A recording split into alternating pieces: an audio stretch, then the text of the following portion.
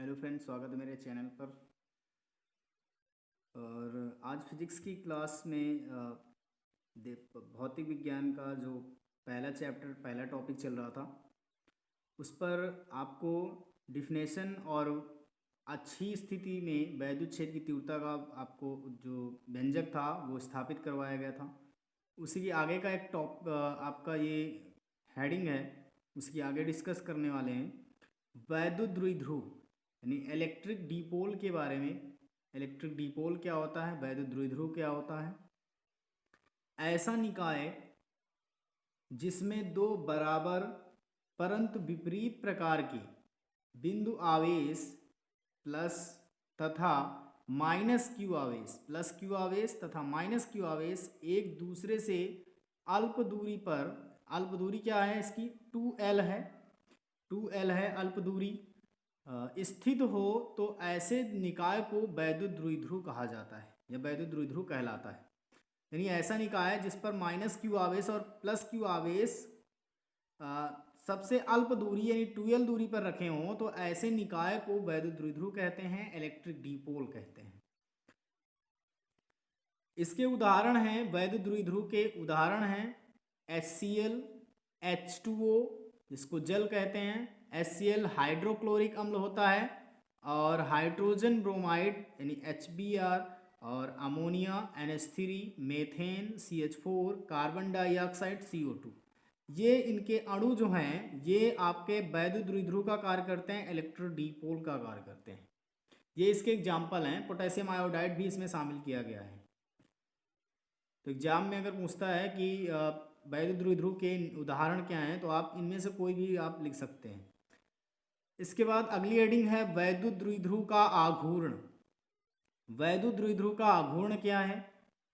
तो वैद्युत द्विध्रुव की रचना करने वाले, वैद्युत द्विध्रुव की रचना करने वाले दो बिंदु आवेशों में से, वैद्युत द्विध्रुव की रचना करने वाले दो बिंदु आवेशों में से किसी एक आवेश के परिणाम तथा दोनों आवेशों के बीच की दूरी के गुणनफल को वैद्युत द्विध्रुव का आघूर्ण कहा जाता है। इसे टाउ से प्रदर्शित करते हैं, इसे टाउ से प्रदर्शित करते हैं।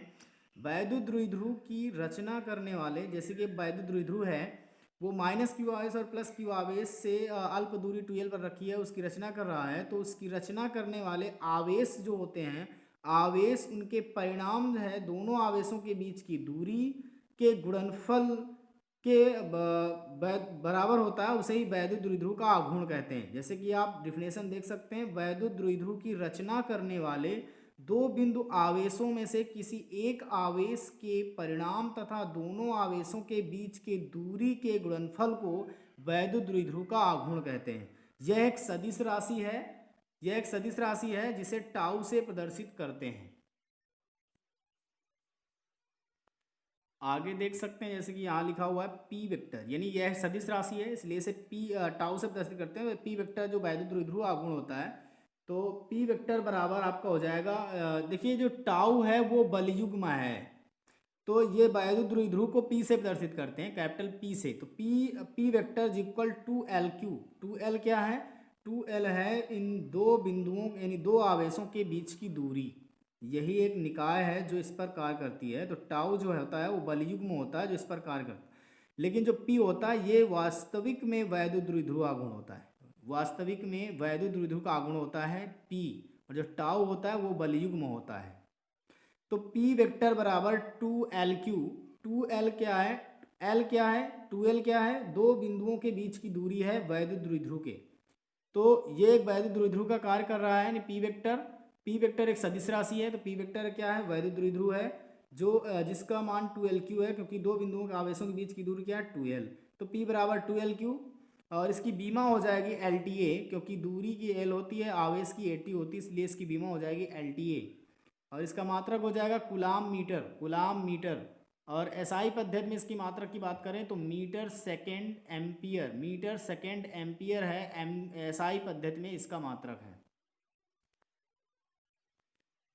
एक समान अगली हेडिंग जो है जिसकी उत्पत्ति करने वाले हैं डेरिवेशन की, तो एक समान वैद्युत क्षेत्र में स्थित वैद्युत द्विध्रुव पर बलयुग्म का आघूर्ण क्या होता है? एक समान वैद्युत क्षेत्र में स्थित वैद्युत द्विध्रुव पर बलयुग्म का आघूर्ण बताना है।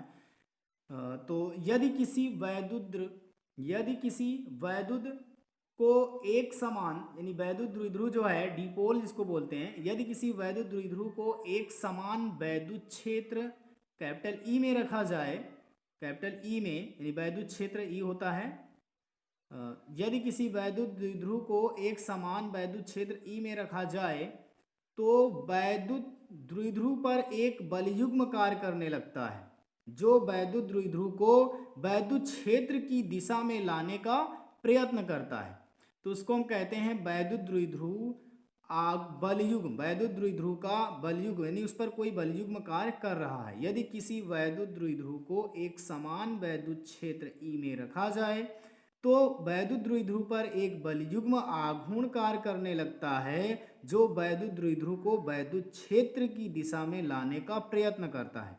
जैसे कि डिफिनेशन में लिखा हुआ है, आप देख सकते हैं कि यदि किसी वैद्युत द्विध्रुव को एक समान वैद्युत क्षेत्र ई में रखा जाए तो वैद्युत द्विध्रुव पर एक बलयुग्म कार्य करने लगता है जो वैद्युत द्विध्रुव को वैद्युत क्षेत्र की दिशा में लाने का प्रयत्न करता है। इसे बलयुग्म कहते हैं, जिसे टाउ से प्रदर्शित करते हैं।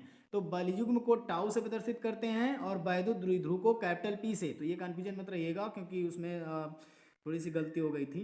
तो ये आपका टाउ होता है बलयुग्म और वैद्युत द्विध्रुव होता है पी।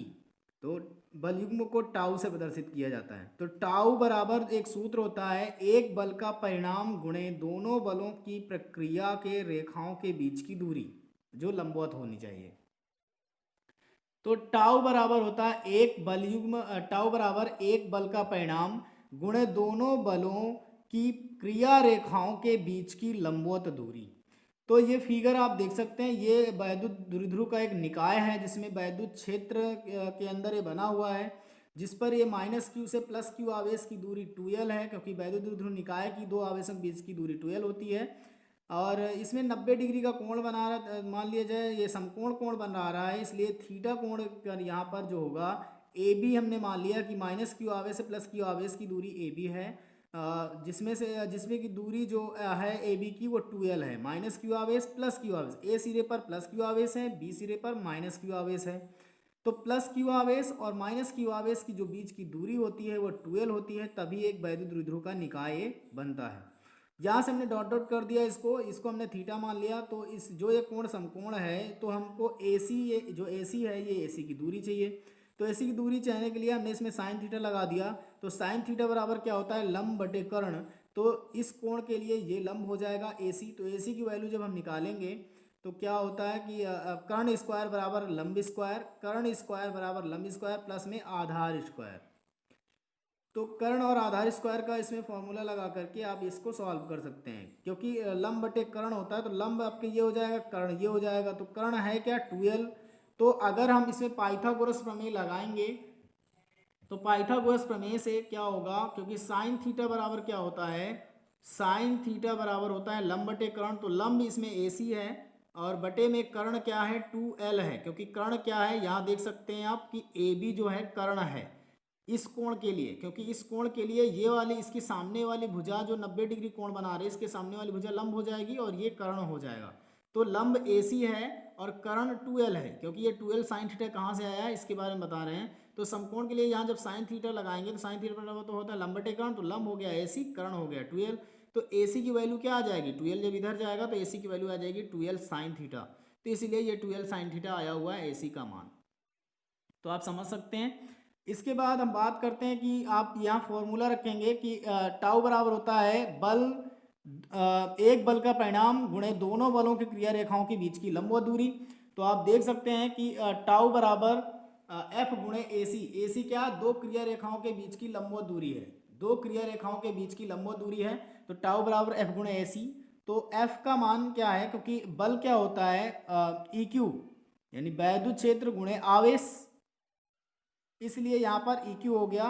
और इसके बाद गुणे जो AC का मान है वो 2l साइन थीटा हो गया, इसलिए आ गया टाउ बराबर EQ 2l साइन थीटा।